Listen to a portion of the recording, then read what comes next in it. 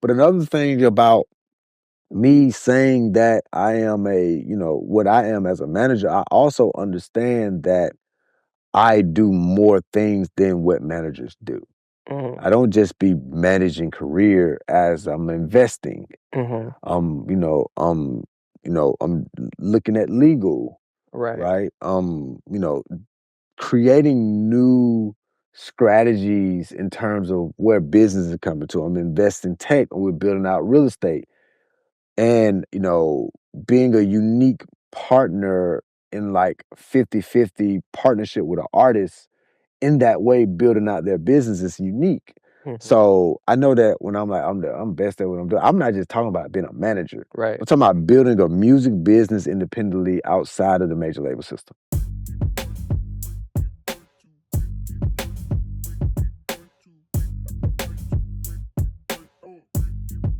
And we're back with another episode of FYM with Ty and Yo. Yeah. That's my man Ty. What's happening? I'm Yo. If you're a first-time viewer, this is an ignorant conversation about wellness. Mm-hmm. Ty was thinking about sometimes, even with the way YouTube sets itself up, where we're not supposed to use certain strong language. Right. But I've always appreciated the F at FYM Mm-hmm. being such a kind of like 4-letter word, Right. I would say, because sometimes it's like, I just gotta say, fuck. I just gotta say, fuck. I just gotta say, hey man, I am trying to remove myself from something that does not serve me. Right. And there's not a lot of words when you get serious about how am I gonna get out of where I'm at right now. Right. And sometimes it's gonna feel impossible, right? If you work in any industry or if you're just trying to change your life, Ty once said in the episode that it's like going to war if you're trying to change your life. Mm-hmm. And when we had the episode, it was always in the back of my mind, like, what is war that's not like actual war? Like, Right. I saw it. I saw it. I saw it in Philadelphia. Came to me. You know, It came to me. Philly's supposed to be the city of brotherly love, Yeah, right? not when you're in Philadelphia Eagles game. Yo, cap. Unless you beat their ass, then it's a lot of love. So I'm in Philly. They're playing their first home game. Mm-hmm. And they're against Falcons. Yep. And I knew we were going into something because our hotel, in the elevator, we walk in, my pops got on he got a Falcon jersey on, I got a sweatshirt on, and there's a lady in the elevator, and she looked at us and said, y'all brave. She just said it and didn't say nothing else. We come down the elevator from the first floor until we got to our seats. We got hazed by Eagles fans. And the hazing got increasingly worse the closer we got to our seats. I've never experienced. And I've been to a Saints game in New Orleans, and it wasn't as bad as being in Philly. Only thing worse than Philly is the Raiders. Okay, I'm not going to find out. Yeah. But by the time I got in my seat, being surrounded by Eagles fans, I didn't know how I was going to get out of there. Right? Like, you're walking in somewhere, you're being intensely hazed. So you're thinking, like, the only way we can get out is we got to win, right? Fourth quarter, we're down. It's 1 minute and 35 seconds left. The score is 15-21. I have lost hope. Okay? I have lost hope. I'm sitting in my seat trying to figure out how bad it's about to be to walk out of here. Because we walked in, it was the game didn't even start yet. It was like, yo, losers. Just losers, man. Y'all about to hold this L. I mean, they called us outside their names. A guy tried to take my hat off my head. Like, just, it started getting intense. So now I'm thinking, bro, we lose this game, it's going to be rough. Yeah. Kirk Cousins, I owe you one. He got me out of Philly. Because Kirk Cousins performed at such a high level. He scored, I think, within like 30 to 35 seconds. And I've never saw in person an offense so aggressive. and so well done, right? But when we scored, Drake London celebrated. He celebrated so soon that we got a penalty and they pushed us back. So it's a tie game now. We got to kick a field goal that had to be longer than it should have been if we would have just scored and kicked. Mm-hmm. And in that moment, I'm like, if we lose this game, it's because of celebration. Mm. It's because we celebrated too soon when it was impossible to win. You won when it was impossible, or you scored when it was impossible, and then you celebrated too soon. Right. We made the field goal. Bing. When I say the silence in that stadium was deafening, I've never heard a place with 60,000 people so quiet. How much time was left on the clock? Well, I think it was like 45 seconds. Right. They end up, so they had a chance, but they threw an interception. Mm. And then we ended up taking the knee. We won the game 22-21. But it was impossible. It was 0.7% chance of winning. And as we were walking out, good game, man. Congratulations. Y'all deserved it. Like, just, I've never seen the switch up. But in the spirit of FYM, in the spirit of fuck you money, I saw from Kirk Cousins how you have to perform when you're in a space where you're dealing with the impossible. Hostile environment. Hostile environment. It don't get no more hostile than Philly. A Philly home game. Bro, they had a prison at the prior stadium. I didn't know that, in Philadelphia. They had like a prison for unruly fans. Yeah. So that experience for me was such a like fuck you money. You a fuck you money player on a Monday Night Football game to perform like that. And I think about that. It's October, we in fourth quarter, and I think about like sometimes you're gonna be in a space where there's no chance for victory. And I think you gotta perform an aggressive offense is the only way to get out of a hostile environment. 1,000%. Fun fact, my first professional NFL game was in Philadelphia. Really? How was that? 2010, Michael Vick was playing for the Eagles at that time. And I went by myself. That's when I first initially started my sports business as a manager. And I was there for Team Philly anyway, so I didn't really, I didn't really catch it. But I think I still got footage on Facebook of me like recording myself fucking early influencer days, like fucking Young Wallow, of like being at the game and I was by myself, so I'm just filming my phone. But Philadelphia has a very interesting place just overall through my journey in life. But to your point, when you are in a hostile environment, being timid can kind of fuck with your confidence. You got to meet aggressiveness with aggressiveness in those type of gaming situations, right? To be able to calm down the pace, to be able to get the momentum. And that's, to me, that's how I see like life working.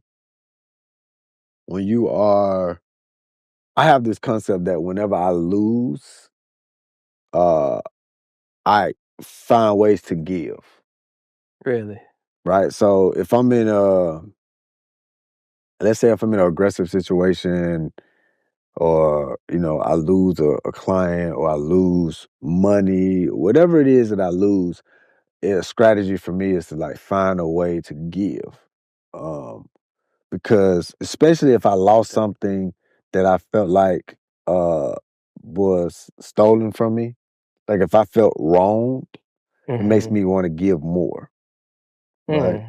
And so that's a form of like balancing out by being overly aggressive in something when something else is happening to you, right? So if you aggressively get taken advantage of, my response is to aggressively give to someone else or to some cause so that it can kind of balance out. Kind of offset it. Uh-huh. How long have you been practicing that? That kind of mentality. I've never heard someone kind of explain it like that. I'll probably say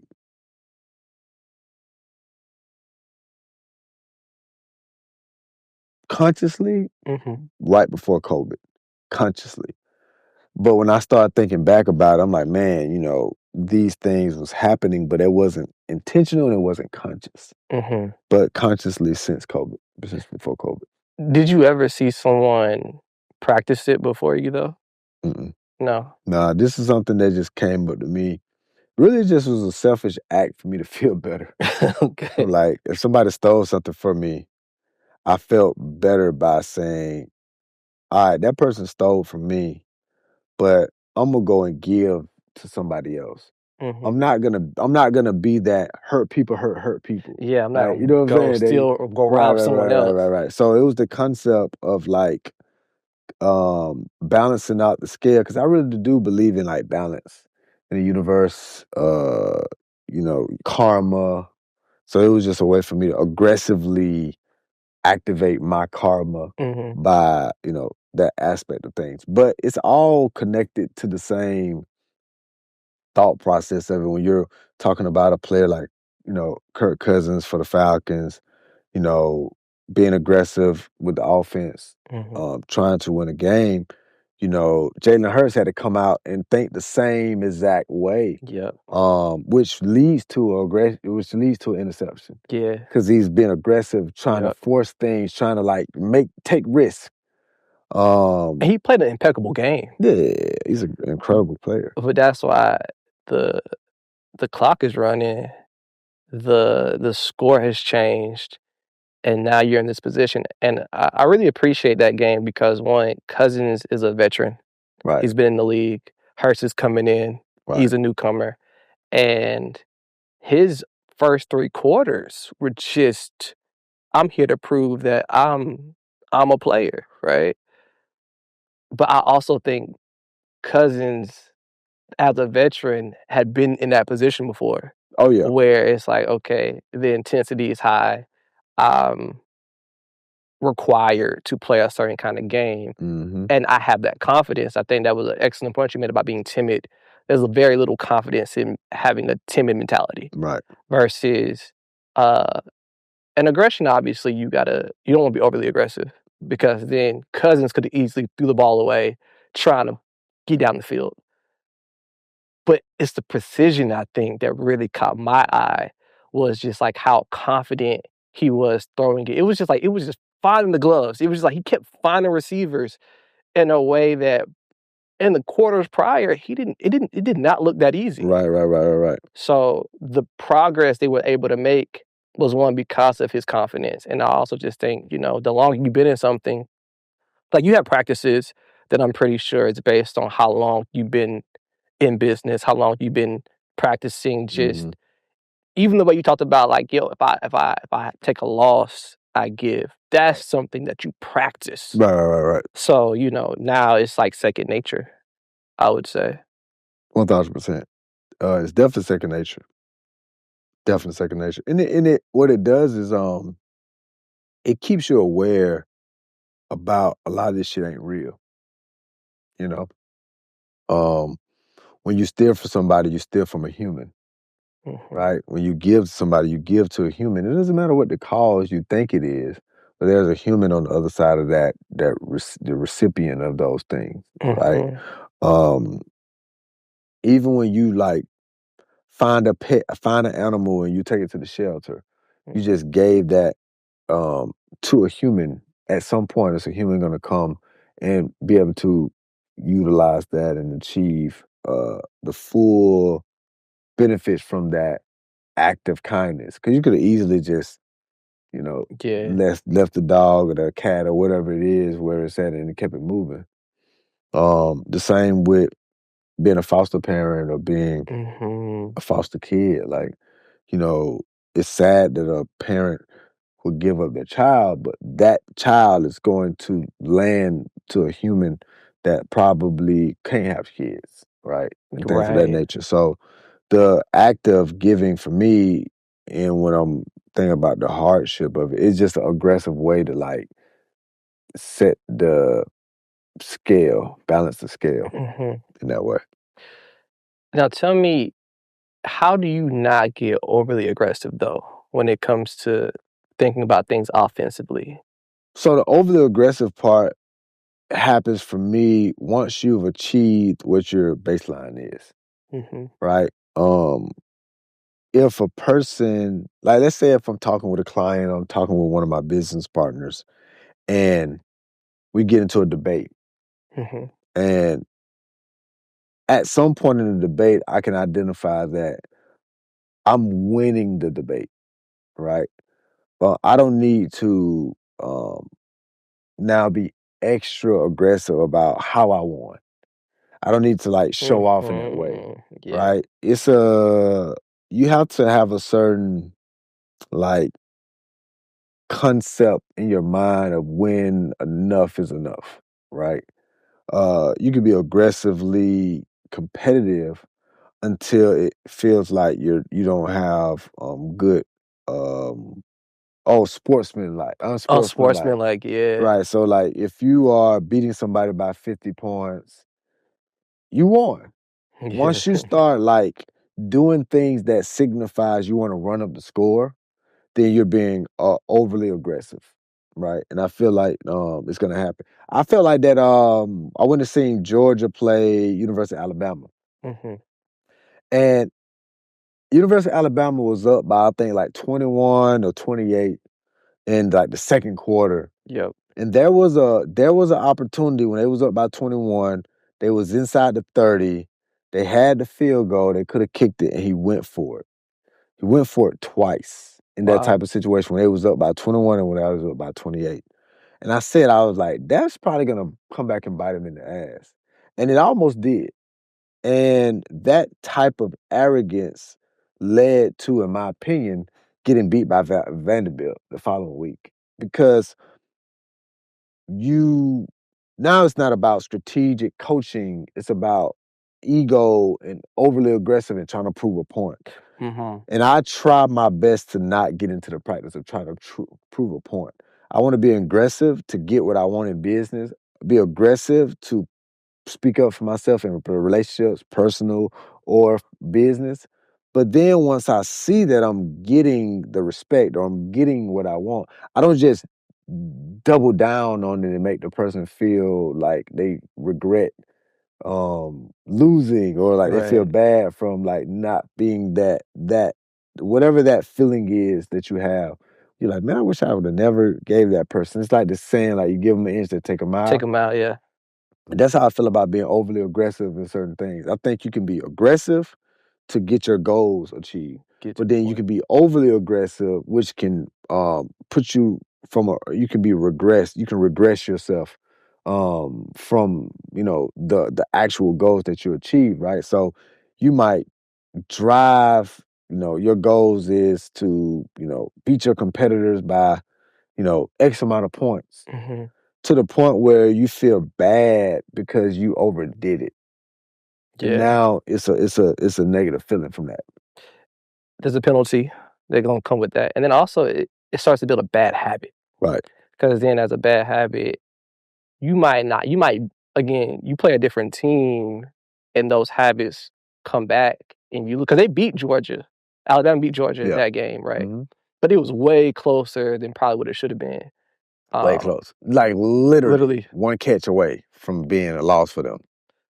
And you can pinpoint where you just felt like, yo, they're not thinking about this strategically. They've No, allowed themselves to. I play the game. So Mhm, I'm looking at it and I can coach the game if I wanted to. I just don't want to be a coach. right. It's funny because I end up being a manager. Same Which shit. is Crazy. it's not But different. I was watching and I was like, man, that's a very arrogant call. And I said it Mhm, twice. I'm like, man, that's some very arrogant coaching. And I feel like the coach, being a new coach at Alabama, mhm, having to follow behind Nick Saban, playing Georgia Bulldogs, that mhm, they done lost consecutively over the last couple of years, that the coach felt like he had to prove a point. mhm, So it started to feel like they was trying to run the score up. And mhm, I was like, wow, this is such a great coaching staff on the opposite side. You got to respect them, even if you got them down by 28 points in the first mhm. half. I feel like that's what I felt when I left Philly was like they had to respect us, Hmm. you know. They didn't respect us when we walked in. Mm. We didn't get no respect. We didn't get no respect at all. Peon. I think I got called a peon. I'm pretty sure I did. I'm pretty sure I did, bro. They said any word in the book to like kind of disrespect your opponent. But at That's the end of the funny. game, I respected them because of the way they respected us. 1000%. You know what I'm 1000%. saying? I didn't have no ill feelings toward them. I actually had more respect Mm. for the game they played and then the sportsmanship when we were leaving. Right. There was no like ill feelings. And I was like, oh wow, that's So they was aggressive in a competitive way, but it yes. wasn't overly aggressive by being like, y'all still sorry. Right, Right, because they had us right, outnumbered. Because we were still right, outnumbered. right, Like right. when we walked in, we was outnumbered. When we left, we were outnumbered. But the respect level when we walked out was different. And that's when I was like, that's competition. That's war. But that's what it's not like. Not real war. No one got hurt. No, No no, one no, got no. harmed. But the intensity there, this is the intensity I think Ty was talking about, what you gotta do, what you gotta go through to change your life. Right, right, right. It might not be an environment that's hugs and kisses. Like Yeah. you're not gonna I mean, I always like to think about the Kendrick Lamar control verse, mhm, right? And me as a manager, I'm always aggressively, and I'll tell people like, yo, I'm one of the best at what I do. mhm, If you have another manager that get into the environment on what I do, they better be really, really great at it because I'm one of the best. When this shit is all said and done, and they start talking about the impact generationally from mhm, not only just the music, but just how the different creators was impacted, their business, their family. It's just like so. I'm like, yeah, you niggas is managing, but y'all not building businesses. It's a mhm, difference. But there is no me not still being like, yo, like Tunde Love Renaissance, that nigga dope at what he do, or Barry since the '80s. Barry's fire, but like look what he do. There's still me being like from the 11th and Cole, like what she's doing with Ghana, or like Brit with fucking Emotional Oranges, or Xtina with Duckworth, or even my peers that mhm, work with me within culture at PK and J on their management duties. That doesn't mean that I'm belittling them as managers and what they're accomplished. It's just that you have your Steph Currys, you have your LeBron James, you have your KDs, you have your Michael Jordans, you have your Kobe Bryants, you have your Kendrick Lamars, you have your yep, Drakes, and it's just like mutual respect. But you're supposed to be aggressive on your stance on what you're able to achieve as a manager, mhm, but not overly aggressive where you belittle other people's success just because you have seen a certain level of success. mhm, It's a difference. 100%. And also it's a confidence. Like Yeah, you want to believe yeah, in a confident person. I want you to yeah. say you're the best at what you do. 1000%. Especially like stats are amazing, Mm. being able to show that, but your stats should not allow you to belittle someone else No, no, no, no, no, because 1000%. then it turns into something else. Yeah, It turns into something 1000%. else. Everyone's trying to change their lives and change their family lives and Mm. help their clients. It's respect, Yeah, but also 1000%. it can't. Competition drives 1000%. great Yeah. experiences, great moments. If it wasn't a close game, I would have been bored. Right, right, right, You know right, what I'm saying? right. Like if the game wasn't close, I would have been like, I I left the Georgia game 10, 8 minutes into the third quarter. It was 30-7. mhm, I left. I said, "Oh, this is a wash," yeah, because I had to drive back. I'm mhm, there recruiting. I met the parents that I met there to meet at halftime. I'm driving back, and we go to this place called Bucky. Bucky. I never been there before. Cersei was just so gung-ho about going to Bucky. Yeah. And I'm walking in Bucky, I'm like, this shit crazy. And on the ride to Bucky, Mm. we looking at the game. Next thing you know, it's 30-14. And then it's 33-14. And then it's 25-33. And then it's 20. Then it's 20, it's the Was it? damn 28 to Yeah. 33. I'm like, whoa, what the fuck is going on? Then they missed the extra point at some point, or a two-point conversion at some point. Next thing you know, they scored a touchdown. It's 34-33. as we're leaving Buc-ee's at this point. Oh, man. And we was like, damn, we left too early. But Mhm. we still had to drive. Right. So that drive was like 3 hours. So we wanted to get out ahead of that. But you said a good game. It ended up turning into a good game because I can't stand standing blowouts. Mhm. Blowouts just make me want to leave because I'm like, oh my God, I got to get out of here. This No. thing seems not competitive. I can't really be excited. I'm going to be daydreaming on my phone. You know Right. what I'm saying? I'm But not in it. yeah. But another thing about me saying that I am what I am as a manager, I also understand that I do more things than what managers do. Mhm. I don't just be managing career as I'm investing. Mhm. I'm looking at legal, Right. right? Creating new strategies in terms of where business is coming to. I'm investing tech and we're building out real estate. And, being a unique partner in like 50-50 partnership with an artist in that way, building out their business is unique. Mhm. So I know that when I'm like, I'm best at what I'm doing, I'm not just talking about being a manager. Right. I'm talking about building a music business independently outside of the major label system. 100%. I feel like when we first talked, you didn't call yourself a manager. Our very first interview, you didn't call yourself a manager. And I had spoke to several managers after that Hmm. and heard them describe themselves as managers. Right. So in my mind, I'm well, like, Ty has clients, Hmm. but I started to notice that just in the way people spoke about what they did, Right. the way you spoke was different. And I had to stop saying, "Oh, Ty manages so and so." I was like, "No, that's Mm, because that's not what you did. That's mm. not what you do." And it was an inaccurate description of your job. Right. Right. Right. And I think that sometimes when you're doing something new, Hmm. people might not read it as new until later. Like retrospectively, it gets brought up. Oh no, that was not. Right. So the confusion of it is I'm a partner Mhm. and one of my titles in that partnership is managers. Yeah, more like That's management. management, Yeah, right? So that's a part of that's a part of one of my job yeah, descriptions my as a duties. partner. Yes. I'm supposed to manage the business and manage the asset. But Mhm. also a part of my duties as a partner is to invest into the company, Yeah. right? Another one of my duties as a partner, not only am I investing financially, but I'm supposed to build the infrastructure for the business. Mhm. So I have, as a partner, you wear multiple hats. Yes.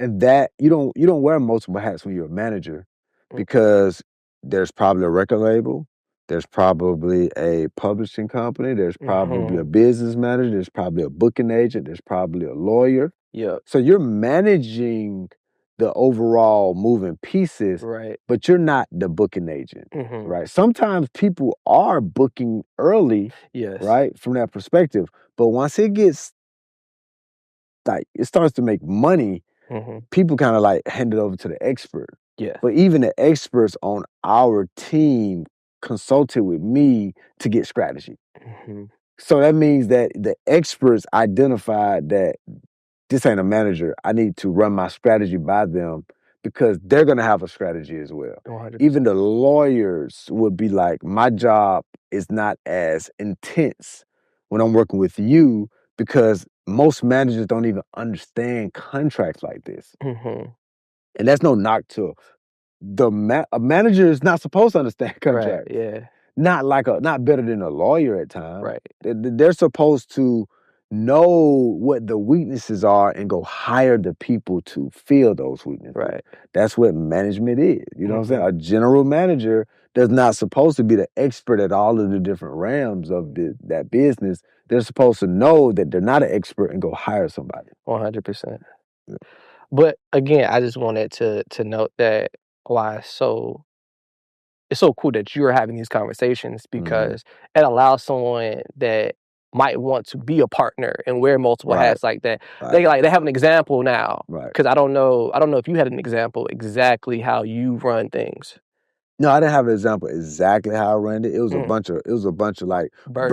Birdmans and Jay Prince and Chaka Zulu and Yep. Jason Jeter when you combine in partners and Top Dog and and even Fly from TIG. Like you're seeing these different small businesses Mhm.